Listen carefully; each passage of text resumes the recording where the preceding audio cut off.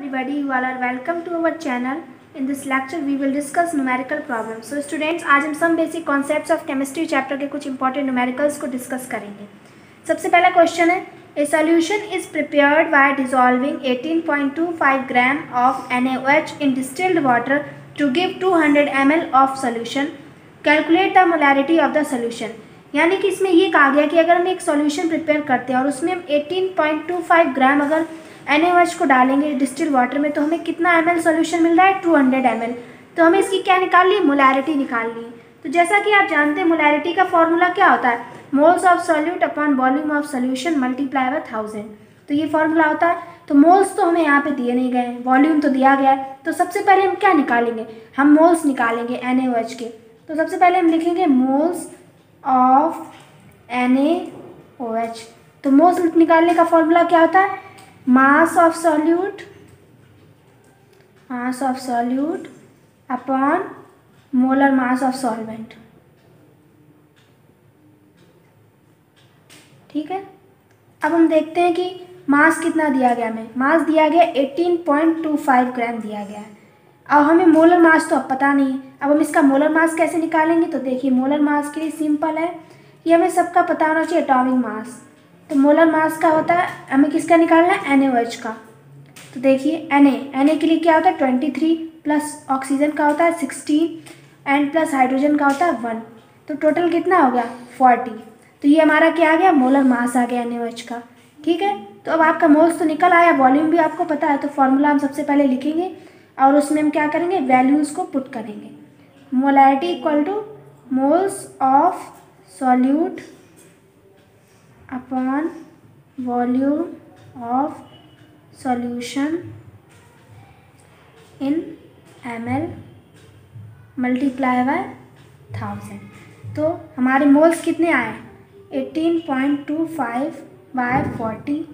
अब वॉल्यूम हमारा कितना है, कितना वॉल्यूम दिया गया 200 ml. अगर ml में है तो फिर हमें 1000 का मल्टीप्लाई करना पड़ेगा, और अगर लीटर में है तो फिर हम 1000 का मल्टीप्लाई नहीं करेंगे. तो फिर हमारा कितना दिया गया 200 है वॉल्यूम एंड मल्टीप्लाई बाय 1000. ठीक है. अब हम इसको देखिए करेंगे, 0 से 0 कैंसिल, 0 से 0, 2 5 जा 10 और इससे करेंगे तो 5 8 जा 40. तो 18.25 बाई 8 इक्वल टू इसका अगर हम डिवाइड करेंगे तो हमारा कितना आएगा 2.28.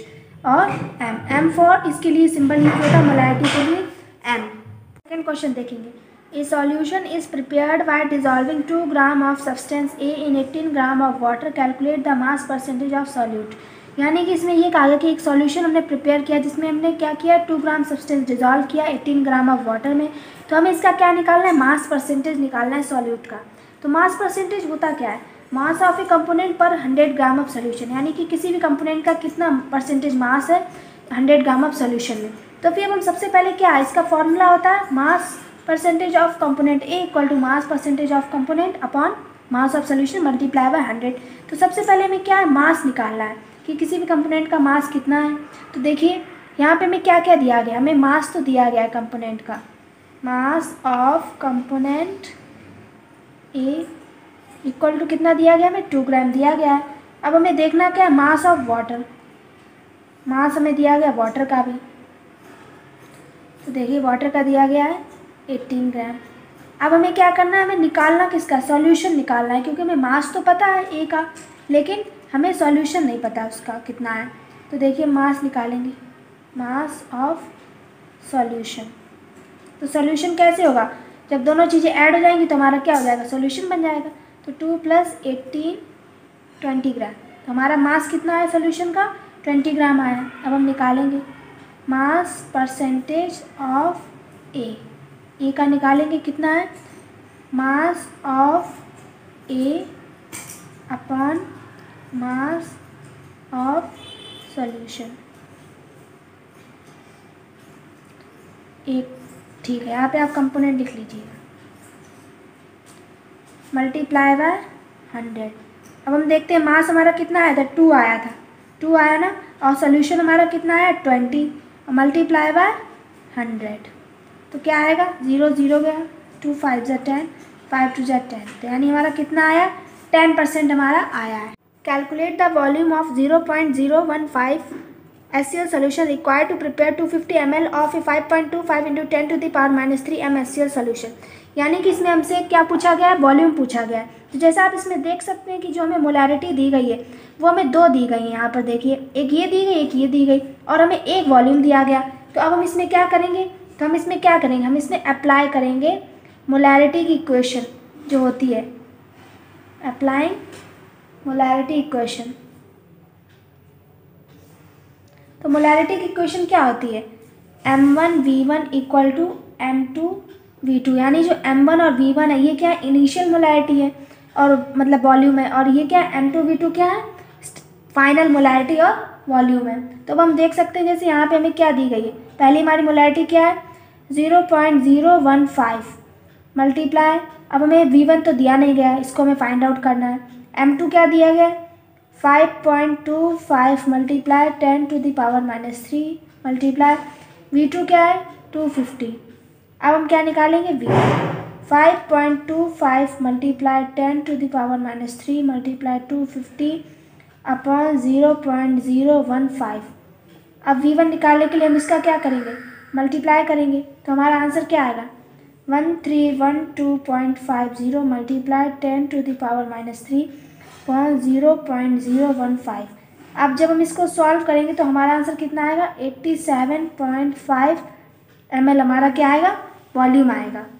A sample of NaNO3 weighing 0.38 gram is placed in a 250 ml volumetric flask. The flask is then filled with water to the mark on the neck. What is the molarity of the solution?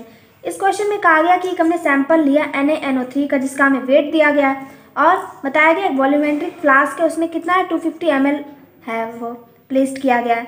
तो फिर आप यहाँ देख सकते हैं कि flask जो है वो फिर क्या किया गया, फिल कर दिया गया वाटर से, यानी उसकी नेक तक जो फ्लास्क है वॉल्यूमेट्रिक उसको फिल कर दिया गया। फिर उसमें पूछा गया कि मोलैरिटी क्या होगी सॉल्यूशन की। तो मोलैरिटी का हम फॉर्मूला जानते हैं, moles of solute upon volume of solution multiply by 1000। तो सबसे पहले हम क्या देखेंगे, हमें दिया क्या क्या गया है। तो हमें दिया गया है मास दिया गया है NaNO3 का। तो कितना मास दिया गया है 0.38 ग्राम दिया गया हमें मास। अब हम देखेंगे मास तो दिया गया है, लेकिन अब हमें निकालना क्या है इसमें, हमें मोल्स तो पता ही नहीं है। तो मोल्स सबसे पहले हमें निकालने हैं। तो मोल्स ऑफ NaNO3, अब मोल्स का फॉर्मूला क्या होता है, मास अपॉन मोलर मास। अब हमें मास तो पता है 0.38 है, अब हमें मोलर मास निकालना है। अब हमें मोलर मास कैसे निकालेंगे, तो देखिए NaNO3 का मोलर मास ऑफ NaNO3। तो NaNO3, तो इसका हम क्या करेंगे, नंबर इसमें प्लेस करें 23 + 14 + 48, इन सब का होता है एटॉमिक मास। अब उसके बाद हमारा आएगा इसका आंसर 85। अब आप ये करेंगे 48 कैसे है, क्योंकि ऑक्सीजन का क्या होता है 16 होता है, 3 बार मल्टीप्लाई करेंगे तो क्या आएगा 48 आएगा। तो टोटल हमारा कितना आ गया 85 आ गया। अब हमारा मोल्स भी निकल आया। अब हम मोलैरिटी का फॉर्मूला लगाएंगे, molarity equal two moles of solute upon volume of solution multiply by 1000। अगर लीटर में होता तो हम 1000 का मल्टीप्लाई नहीं करते, लेकिन मिलीलीटर में इसकी वजह से हम 1000 का मल्टीप्लाई करेंगे। 0.38 बाय 85 मल्टीप्लाई 250,000। अब आप यहाँ देख सकते हैं ये हमारा क्या हो गया, ये मोल्स हो गया, ये हमारा वॉल्यूम हो गया, ये मल्टीप्लाई हो गया 1000 का। अब हम इसको करेंगे, सॉल्व करेंगे। देखिए 25 4 जा, अब इसको हम पूरा मल्टीप्लाई कर लेंगे तो हमारा आंसर आएगा 1.52 बाय 85। अब जब हम इसको सॉल्व करेंगे तो हमारा जो आंसर आएगा, तो हमारा आंसर क्या है 0.018 मोल। अगर आपको वीडियो अच्छा लगा हो तो कमेंट सेक्शन में बताएं, और आप चाहते हैं कि इसी तरह के और भी न्यूमेरिकल प्रॉब्लम्स आपको मिले तो आप वीडियो को लाइक शेयर एंड सब्सक्राइब करना ना भूलें।